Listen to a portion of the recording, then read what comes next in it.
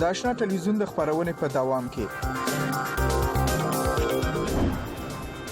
په بازارونو کې د بهرنیو اسعارو د تبادلې انډول ساتلو لپاره د افغانستان مرکزی بانک څه اقدامات په پام کې نیولي دا چې د پاریس د بریدونو اصلي طرح لا هم د پولیسو د منګلو لا درکه ده اروپا د تروریستي تهدیدونو په وړاندې څه کول په پام کې نیولي او مالیزیا کوشش کوي د سختدریزۍ په وړاندې مبارزه وکړي او وایي تشدد د اسلام برخه نه ده ټول اوري او ګوري د آشنا ټلویزیون سره اوسئ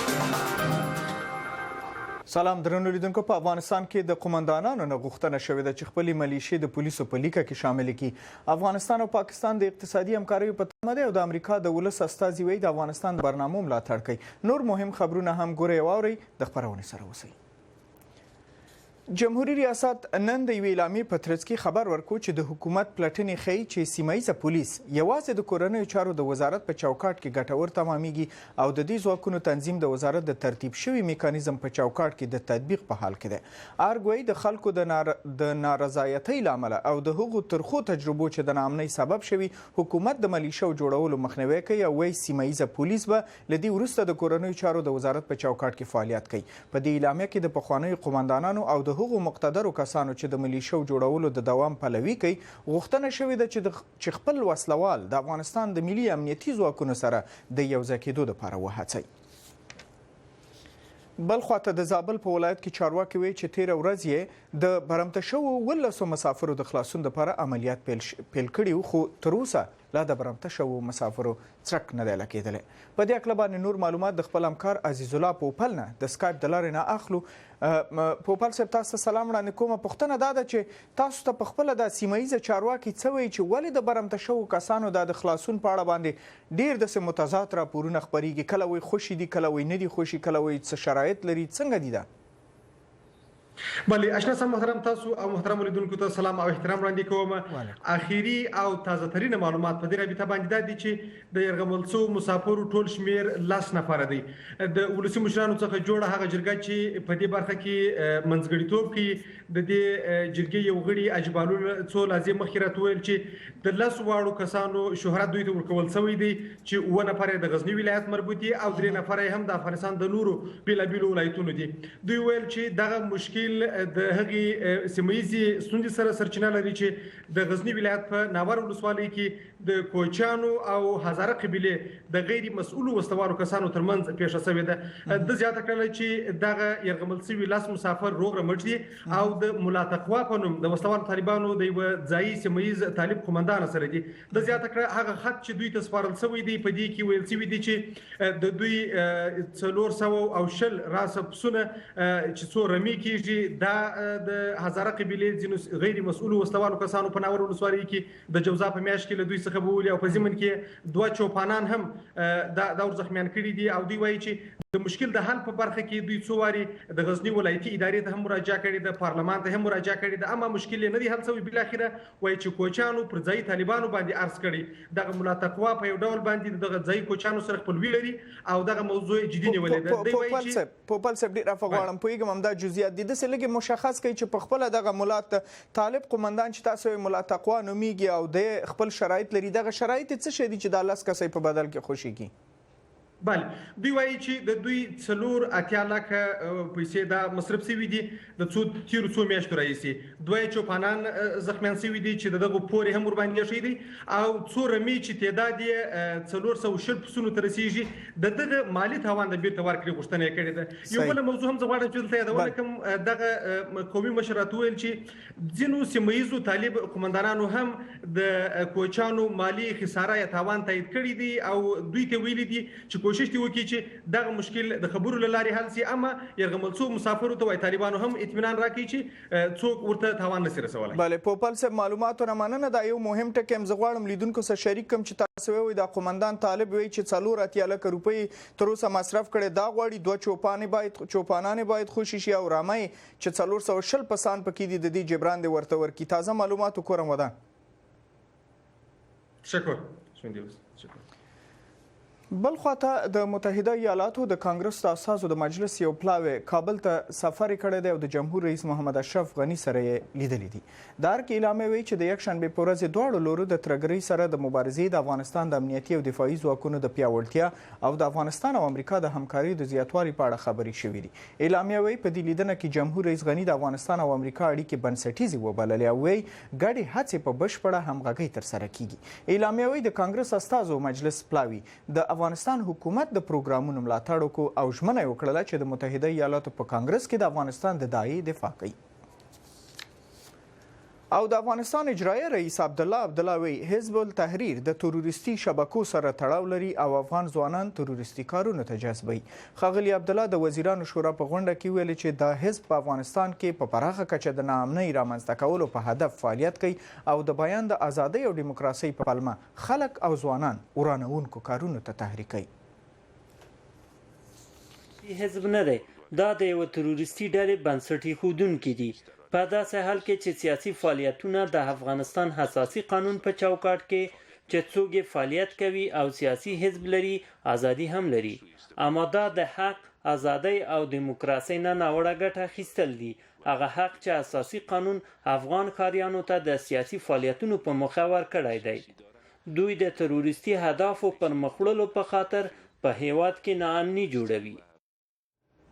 حزب التحریر په افغانستان کې رسمي فعالیت نه لري، خو ځینې وخت د مختلفو مسایلو په اړه د خپل سخت دریځ څرګندولو اړوند رسنیو ته اعلامیه استوي.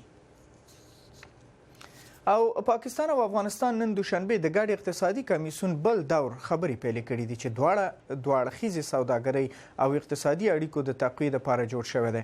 د پاکستان د مالیې وزیر اسحاق ډار او د افغانستان د مالیې وزیر اکلیل احمد حکیمي د دې پړاو قربانه وو او سره د دې چې د دوه اړخیزو اقتصادي اړیکو ټینګېدل یې مهم ګڼل، د تیر ځل ژمنو په نه عملي کېدو یې پر یو بل نیوکې وکړلې. زه غواړم له تاسو سره پر هغو امکاني لارو چارو خبرې وکړم چې موږ ته د خبرو پر ځای د عملي اقداماتو توان راکوي او د موافقو څخه مو بالکل نتیجو ته رسوي او نتیجې زموږ د خلکو د هوساینې لپاره دي. خو اوس مهال زموږ د اجرااتو کچه د خپلو هغو ظرفیتونو نه چې په دواړو هیوادونو کې موجود دي ډیره کمه ده. د پاکستان د مالیې وزیر ویل چې د افغان لوري له خوا نه به د ګډې تجارتي شورا بهیر ګړندی شي او لیدنې کتنې به یې ډیر زر پیل شي چې دا کار به د دواړو خواو پانګوالو ته د لوی باور فضا رامنځته کړي. او د هغه وروسته چې د افغانستان بانک د ډالرو په مقابل کې د افغانیو د ارزښت ښه کولو لپاره د بهرنیو اسعارو په تیره بیا د ډالرو لیلامونه زیاته کړله، د ډېرې ورځې راهیسې د افغانیو ارزښت د ډالرو په مقابل کې بیرته ښه شوی دی او 2 افغانۍ او 20 پوله د یو ډالر په مقابل کې بیرته رالوړې شوي دي. خو بل لور ته ځینې صرافان وایي چې دا کار موقتي دی. رحیم ګل څاروان په دې اړه راپور لري. ډالر په 6.0 یا 50 افغانۍ خرڅېده، په داسې حال کې چې تېره ورځ یو امریکایي ډالر په 8 افغانۍ او 80 پوله تبادله کېده. په یو ډالر کې د 2 افغانۍ او شاوخوا 20 پولو د ارزښت ښه کېدل د افغانستان بانک د بهرنیو اسعارو په تیره بیا د ډالرو په لیلام پورې تړلي دي. د افغانستان بانک له تیرې اونۍ راهیسې د بهرنیو اسعارو لیلامونه زیات کړي دي. دا اونۍ د افغانستان بانک په پام کې لري چې د ډالرو 3 لیلامه ولري. د افغانستان بانک مشر خلیل صدیق خبريالانو ته وویل دا اونۍ به دغه بانک له 500 نه تر 80 میلیونو ډالرو پورې لیلام وکړي. هغه وویل تیر اونۍ هم 2 لیلامه درلودل او له 500 نه تر 80 میلیونه ډالر لیلام کړي دي. یعنی اوس موږ یو پروګرام لرو چې په هفته کې 3 واری لیلام کوو، شنبه ورځې، دوشنبه او چهارشنبه. بنان د شنبه موږ 10 میلیونه، نن 10 میلیونه، چهارشنبه زه اوس نه پیګم، چهارشنبه موږ سبا به پوس اعلان وکړو. د افغانستان بانک مشر وایي د فعلن لپاره دغه بانک پالیسي دا ده چې لیلامونو ته به ادامه ورکوي. بل لور ته په شهزاده سرای کې صرافان وایي د افغانیو کنټرول افغانستان بانک سره دی او د افغانیو د ارزښت ښه کېدل د افغانستان بانک په مداخله کې ګڼي. دغه هفته 3 ځله دي په راتلونکي هفتو کې به معلومه شي د افغانستان بانک آیا غواړي دغه پروسه په دې ډول باندې ساتلی شي که نه ساتلی. دا ډیره مهمه ده. خو زه فکر کوم چې دا موقتي وي دا موضوع او دا به د ډېر وخت لپاره دوام ونه کړي. د افغانستان بانک وايي په تیر یو کال کې نږدې 15 افغانۍ د یو ډالر په وړاندې خپل ارزښت بللی دی. دا بانک وايي ډالر د ټولو اسعارو په مقابل کې ښه شوي دي. د افغانستان بانک په 10 کلو کې او یا په 100 کې د لیلام له لارې د مارکیټ اړتیا پوره کړې ده. رحیم ګل څاروان، آشنا تلویزیون، کابل. او په عمومي توګه په ټولنه کې امنیت، اقتصاد او کاري وړتیا د هیواد د پرمختګ اصلي ټکي ګڼل کیږي، خو په ډیرو برخو کې افغانان د خپل ژوند، کار او خوندیتوب نه شکایت لري. نن به په یوه برخه چې په افغانستان کې د کارموندنې او د کارګرانو د حقوقو او خوندیتوب مسله ده، په اړه د کارګرانو د ملي اتحادیې د مرستیال غلام علي بریال صاحب نظر واخلو چې د کابل سټوډیو کې زموږ بلنه منلې ده. بریال صاحب، تاسو ته سلام وړاندې کوم. یوه پوښتنه مشخصا کوم چې تاسو د خپلو حقونو د ساتنې او د کارموندنې په برخه کې د دولت د دې نوو کړنو نه څومره راضي یاستئ؟ آشنا صاحب، تاسو او ستاسو لیدونکو ته سلام. وعلیکم السلام. د افغانستان حکومت د بیوزلۍ، لوږې او بیکارۍ په رابطه باندې په لوړه کچه د اقتصادي ودې لپاره ژمنې کړې دي. ولی آشنا صاحب، دا ژمنې لکه څنګه چې معلومیږي په دې اواخرو کې د افغانستان جمهور رئیس یو کنفرانس کې وویله چې موږ به په 4700 کلو کې په لنډ مهال او همدارنګه په 15,000 کلو کې هم په منځمهال کې د کار د پاره زمینه برابره کو. همدارنګه یې وویله چې موږ به په افغانستان کې 11 کوچني او لوی بندونه جوړ کړو.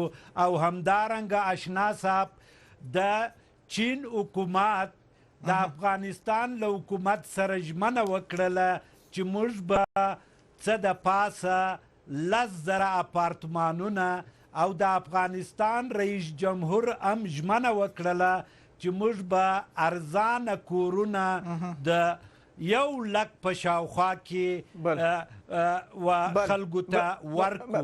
بریال صاحب، زه پوهیم، بالکل بریال صاحب اجازه راکړئ، زه پوه شوم تاسو چې دا کوم ارقام ورکړل چې جمهور رئیس غني څونه وعده کړي، چین څه کوي یا نور دنیا څه کوي، دا به په ځای پرېږدو. زما پوښتنه دا ده چې افغانستان د کارګرو د نړیوال سازمان رسمي غړی او د کارګرو د معیاري فعالیت ستراتیژۍ جوړولو، کارموندنې او د اړوندو قوانینو په جوړولو کې باید فعال اوسي. تاسو په دې یادو برخو کې څومره پرمختګ کړی دی په مجموع کې ستاسو اتحادیه په دې برخه کې خصوصا؟ آشنا صاحب، موږ د جهاني نړیوال کنفرانسونو او همدارنګه د کنفدراسیون عضویت لرو. موږ هغه خپل سالم پیشنهادونه چې د افغانستان دولت باید د خلکو د پاره کار پیدا کړي مشخص ډول سره وړاندې کړي دي. ولی عملا آشنا صاحب، تر دغه لحظې چې زه ستا سره خبرې کوم، بې له ژمنو او دغه ارقام چې ما تاسو ته وویله، عملا مو څه نه دي ترلاسه کړي. آشنا صاحب، په همدې خاطر باندې موږ نن یو مطبوعاتي کنفرانس درلودی او خپله دادخواهي مو د افغانستان دولت ته وکړله او ومویل چې باید دې مسلې ته زیاته توجه وسي. آشنا صاحب، چې دا مهم او اساسي مسایل دي او دا د ټولو مسایلو سره تړلې خبرې دي، ولی عملا څه اقدامات نه دي یعنی بریال صاحب، ستاسو خبره سمه ده، ستاسو خبره سمه ده، ځکه چې تاسو یاده کړه چې دا خو حکومت تر اوسه پورې ژمنې کړي دي، مګر یو تازه مشکل چې په افغانستان کې دی هغه د هیواد نه د ځوان کاري نسل وتل دی او مهاجرت دی. ستاسو اتحادیه د دې ځوانانو د جلب او جذب او کارموندنې دپاره کوم پروګرام خاص جوړ کړی چې هغه هم دولت ته پیشنهاد کوي د نورو پیشنهادونو ترڅنګ هم؟ آشنا صاحب، موږ د دغه پیشنهادونو سره سم، خصوصا د ځوان نسل او ځوان مغز چې په دغه اواخرو کې اروپایي هیوادو ته مخه کړې ده، بدبختانه چې هغوی هم سالم نشي رسېدلی او د مایانو خوراک کیږي. دا مو څو ځلې پیشنهادونه کړي دي چې د دوی دپاره باید کاري زمینه مساعده سي او موږ د دوی د حقوقو د یادې دپاره دادخواهیانې کړي دي او کوي او دې پروسې ته ادامه ورکوو. موږ هیلهمن یو چې د افغانستان ځوانان هم و دې خبرې ته دغه غیر رسمي مهاجرتونو ته توجه وکړي او ناهیلي او دا چې دوی د مشکلاتو او پرابلمو سره مخامخ کیږي په راتلونکي کې مخامخ نسی او پر دنیاوالو مو هم غږ کړی دی چې په افغانستان کې ستونزې بې حده زیاتې شوي دي او د دوی سره هم په نرم زړه باندې برخورد وکړي. بالکل ستاسو جواب مې واورید. یو بله پوښتنه مې دا کوله چې افغانستان په هغو هیوادونو لیست کې شامل دی چې په تنکیو ځوانانو باندې کار کیږي، بل د مهارتونو د زده کولو او معیاري کارونو او اصلاحاتو دپاره څومره په مجموع کې کار شوی دی په افغانستان کې؟ اشنا صاحب موږ په دې مورد کې بیا حده زیات تلاشونه کړي دي، ولې زه هغه څه تاته نسم ویلی چې عملا ما لیدلي چې د کار امور اجتماعي وزارت د مسلکي او حرفوي کارونو دپاره په نامه باندې مرکزونه لري، ولی بدبختانه چې حرفوي زده کړي لکه څنګه چې لازمه ده نه دي ترسره سوي.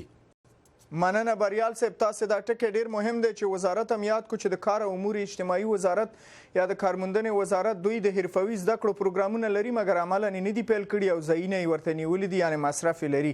په هر صورت خامخا راتلونکو پروګرامونو کې په خبرې کوو. ستاسو د دې نه چې زموږ بلنه منلې وه مننه کوو. کورم ودان.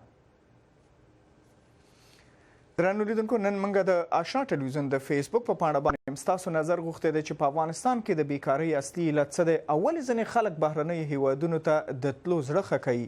ګڼ شمېر دوستانو نظرونه شریک کړي دي چې د ټولو نه پکې خاصه مننه کوو.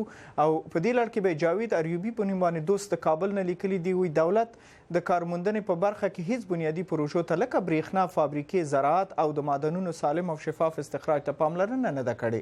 په همدې لړ کې به بل دوست زموږ قدرت الله حقیقت نومیږي، د خوست نه لیکلي دي، وایي د پوهنتونونو فارغ شوي ځوانان ډالري معاشونه غواړي. مثلا کار شته خو د خپلو پولیسو، اردو او نورو ځواکونو سره نه یوځای کیږي مګر خارج ته لسګونه زره ډالر په تګ مصرفوي.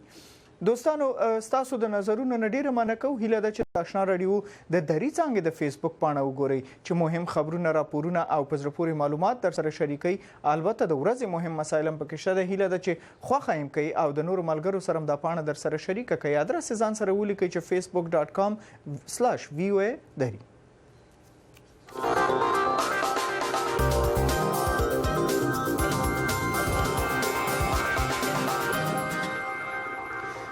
د آشنا ټلویزیون نه مهم خبرونه ګورئ. د روسیې جمهور رئیس ولادیمیر پوتین د دوشنبې په ورځ یعنې نن د ایراني مقاماتو سره د خبرو لپاره تهران ته رسېدلی دی.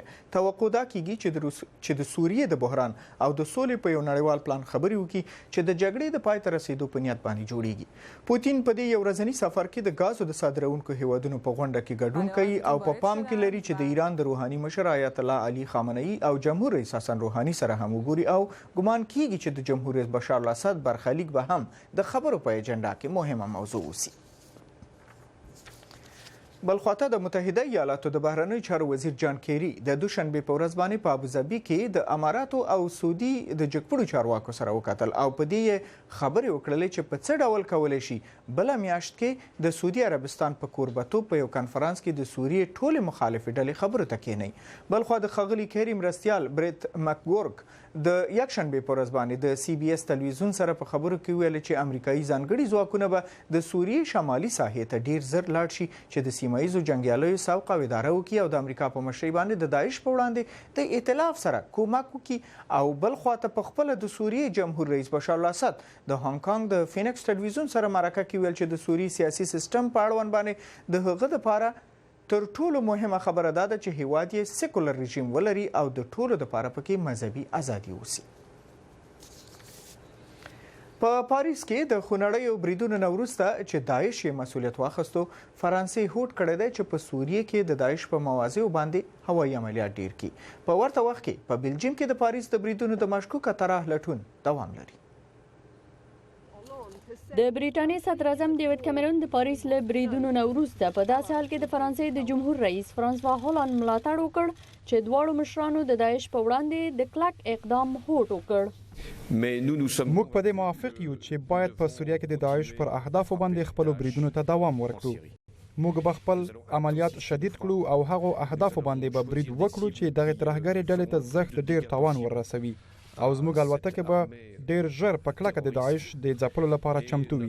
ښاغلي کیمرون نن دوشنبه په پاریس کې د فرانسې د جمهور رئیس فرانسوا هولند سره د خبري کانفرنس په ترڅ کې ویل دای په دې قانع شوی چې برېټانیا باید د فرانسې ترڅنګ په سوریه کې د داعش خلاف پوځي عملیات وکړي. دا بالکل سم ګام دی چې د ترهګرو د مخنیوي لپاره قاطع اقدام وشي ځکه چې هغوی د بېګناه خلکو ژوند ته ګواښ پېښوي. برېټانیا به د خپل ملګري هیواد فرانسې لپاره په خپل توان کې هر هغه څه وکړي څو دغه شریر طایفې ته ماتې ورکړي. د بریټانیې صدر اعظم ډیوډ کیمرون وایي هغه به د داعش د منځه وړلو لپاره خپل ستراتیژي په همدې اونۍ کې وړاندې کړي. د بریټانیې صدر اعظم زیاته کړه چې هغه فرانسې ته په قبرس کې د بریټانیې د هوایي اډو نه کار اخیستو او په هوا کې د الوتکو د تیل ورکولو د مرستو وړاندیز کړی. ټاکل شوې ده چې د فرانسې جمهور رئیس فرانسوا هولند سبا سه شنبه په سپینې ماڼۍ کې د ولسمشر باراک اوباما سره ملاقات وکړي. د پاریس له بریدونو نه وروسته فرانسه او بلجیم د امنیتي تیارسۍ په حال کې دي. په بروکسل کې د مځکې لاندې اورګاډي، موزیمونه، پلورنځي او ښوونځي تړلي دي او د مشکوکو ترهګرانو لټون دوام لري. اته کلنه مومنه داسې وایي. نه زه نه پوهیږم چې ښوونځی ولې تړلی دی. دومره پوهیږم چې باید کور ته ولاړ شو. زه خفه یم ځکه چې ما غوښتل په ښوونځي کې لوبې وکړم. د بلجیم پولیسو تیره شپه 19 ځله کورونه تلاشي کړي دي. 14 تنه یې نیولي خو د پاریس د بریدونو د طرح صلاح عبدالسلام نښانې نه لیدل کیږي. چارواکو د یکشنبه او دوشنبه په ورځ د پاریس له بریدونو نه وروسته د احتمالي بریدونو خبرداري ورکړی دی. په بروکسل کې ځینې تلاشۍ د ځانګړي ځواکونو لخوا ترسره شوي چې د مولنبیک سړکونه یې تړلي دي او په همدغه سیمه کې د صلاح د اورور له کور نه د باندې هم اضافي امنیتي پیره درېدلې ده. برېښنا عمر خیله د امریکا غږ آشنا تلویزیون واشنگټن. د امریکا غږ آشنا تلویزیون ستاسو نړۍ ستاسو په طریقه وړاندې کوي. نه یوازې د تلویزیون پر څپو بلکې په فیسبوک کې د امریکا غږ آشنا تلویزیون پر پاڼې، په ویب سایټ کې د voanews.com/pakto پر پاڼې، په ټوئیټر او د وی افغانستان پر پښتو یوټیوب باندې د امریکا غږ آشنا تلویزیون تاسو ته نړۍ وړاندې کوي هر کله او هر چیرې چې وغواړئ. د افراطیت سره د مبارزې په اړه راپور لرو. د هند او مالیزیا ترمنځ یو دوه ورځنی دوه اړخیزه کانفرنس د دوړو هیوادونو ترمنځ د لوړو او معیاري پروژو او سوداګرۍ د لا زیاتېدو لپاره جوړ شوی خو د افراطیت او جګړه مارۍ د مسلې سوری پرې غوړېدلی و. په تیره بیا د پاریس د بریدونو نه وروسته چې 130 تنه پکې ووژل شو تاسو مخکې واورېدل. د هند او مالیزیا د کانفرنس نور تفصیل په راپور کې اورو. د هند صدر اعظم نریندرا مودي په کانفرنس کې وویل چې د ترهګرۍ وروستي پرلپسې بریدونه چې په څو هیوادونو کې وشول او همدارنګه د هند او افغانستان خلاف هم چې د ترهګرۍ دوامدارې هڅې روانې دي موږ ته د دې ستونزې نړیوال خطر او څرنګوالی راڅرګندوي. ښاغلي مودي په دې ترڅ کې د مالیزیا د صدر اعظم نجیب رزاق د مشرتابه ستاینه وکړه چې په خپل هیواد کې له افراطیت سره مبارزه کړې ده. You have provided leadership. ښاغلی صدر اعظم ستاسو په مشرتابه کې له افراطیت او رادیکالیزم سره مبارزه شوې ده او د ترهګرۍ او دین ترمنځ هر ډول اړیکې رد شوې دي. تاسو د اسلام ریښتونی ارزښتونه په ډاګه کړي دي. په دې توګه تاسو په هغو هڅو کې ډیره ستره ونډه اخیستې ده چې په نړیواله کچه د دغو ستونزو په وړاندې کیږي. د مالیزیا صدر اعظم نجیب رزاق ښاغلي مودي ته د مالیزیا د همکاریو ډاډ ورکړ. موږ به ډیره نږدې همکاري وکړو چې له تشدد نه ډک افراطیت او ترهګرۍ ته ماتې ورکړو. په پاریس کې به د اوبو او هوا د بدلون په کانفرنس کې هم په ګډه هڅه وکړو چې یو معامله وکړو خو چې هم مخ په انکشافو هیوادونو او هم د پرمختللو هیوادونو ګټې پکې په نظر کې نیول شوې وي. د هند صدر اعظم د خپل خبرو په ترڅ کې د دوړو هیوادونو ترمنځ د لوړو معیاري پروژو او ښارګوټو په برخه کې د همکارۍ هیله څرګنده کړله. د مالیزیا او هند ترمنځ د اقتصادي او تجارتي اړیکو موجودیت د دوړو هیوادونو د دوه اړخیزو اړیکو لپاره د بنسټ ډبره ده. مالیزیا د آسیان په هیوادونو کې د هند دریم ستر تجارتي شریک هیواد دی. نسیم ستانزی د امریکا غږ آشنا تلویزیون واشنگټن. او په منځني ختیځ کې اسرایلي مقاماتو نن دوشنبه د بیت المقدس په مرکزی ساحه کې یو مارکیټ ته نږدې د یو فلسطینی د خوانه په چاړې باندې د حملې کولو خبر ورکړی دی. تر دې یوه ورځ مخکې د اردن سیند په لویدیځه اشغال شوې غاړه کې هم څو پیښې شوې وشولې. پولیسو ویلي چې د دوشنبه ورځې په پیښه کې دوه ښځو په قیچي باندې یو سړی ووهه، خو وروسته به هغوی د پولیسو د خوانه ویشتل شوې. د یکشنبې په ورځ هم اسرایلي پوځ ویل چې یو فلسطیني یوه 21 کلنه ښځه څو وارې په سر او سینې په چاړه ووهله او وروسته برید کوونکی هم د عسکر د خوانه ویشتل شو. آشنا تلویزیون په یوټیوب کې ستاسو د خوښي پر وخت کغواړی زموږ خبرونه د دوهم ځل لپاره وګورئ. کغواړی د هغو پیښو نه خبر شئ چې ستاسو له چاپیریال او ژوندانه سره مستقیمي اړیکې لري، نو په یوټیوب کې د آشنا تلویزیون پاڼې ته ورشئ. د تازه او په زړه پورې معلوماتو او ستاسو ترمنځ واټن یوازې یو کلیک دی. اوس هم د نړۍ په زړه پورې پیښو ته یوه لنډه کتنه وکړو چې زموږ همکارې رڼا دراني غورځنګ تاسو ته برابر کړي دي. ارجنټاین دا اونۍ د ارجنټاین په مرکز بونس آیرس کې د وسپنې د میلو پورې د ګډاو یو نړیواله مسابقه ترسره شوه. د مسابقې ته د نړۍ د هرې خوا څخه په سلهاوو خلک راغلي وو او سړکونو ته یې مخه کړه او په دې ډول سره د پول ډانسینګ یا د وسپنیزو میلو پورې د نڅاو په زړه پورې مسابقه یې ترسره کړه. هغوی به نه یوازې د ښار وسپنیزو میلو پورې به یې په زړه پورې نڅاوې کولې، بلکې پنجرو ته یې هم مخه کړه او هلته یې هم مختلف حرکات ترسره کړل. متحده امارات په دوبۍ کې هم د موټر ځغلولو یوه ډیره په زړه پورې مسابقه ترسره شوه. دې ځای ته د عربي هیوادونو څخه 12 ډرایور دې ځای ته راغلي وو او د دوبۍ د 2015 کال د تیز رفتارو موټرو په مسابقه کې ګډون وکړ. هر ډرایور به په ډېر احتیاط سره غوښتل چې له ماینې موانعو څخه ځان تیر کړي او ځان د کال د وتلي ډرایور لقب خپل کړي. د دې مسابقې په لاره اچونکي په وینا دا مسابقه نه یوازې دې لپاره نه وه چې ډرایور دې ځان ته د قهرمانۍ لقب وګټي، بلکې د خپل مغلقو او بې سارو حرکاتو په کولو سره د خپلو مینوالو پام هم دې ځان ته ور وګرځاوه.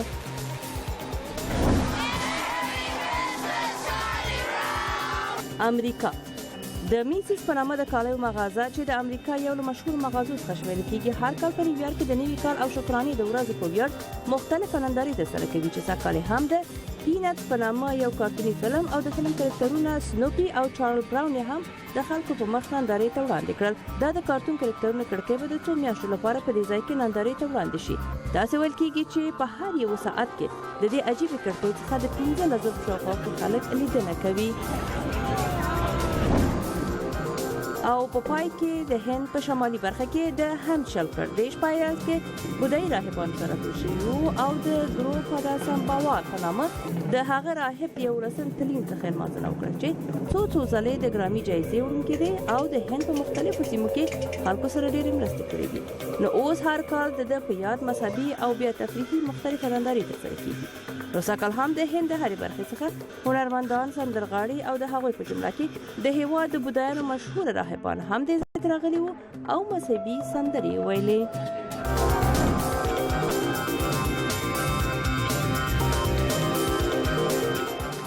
او د آشنا ټلویزیون خپرونه په همدې سره پای ته رسوو، خو درنو لیدونکو یوه مهمه یادونه دا لرو چې د افغانستان دپاره د امریکا غږ آشنا راډیو خبري خپرونه همدا شیبه د افغانستان دپاره پیلیږي او ورپسې به نور مهمې خبرې اترې پروګرام ولري چې کولی شئ ورته غوږ ونیسئ. تر څنګ د آشنا ټلویزیون د فیسبوک په پاڼه باندې دري او پښتو کولی شئ چې موږ سره خپل نظرونه شریک کړئ، معلومات شریک کړئ، حتی خپلې لنډې ویډیوګانې موږ سره شریک کړئ. تر بیا په لوی خدای سپارم.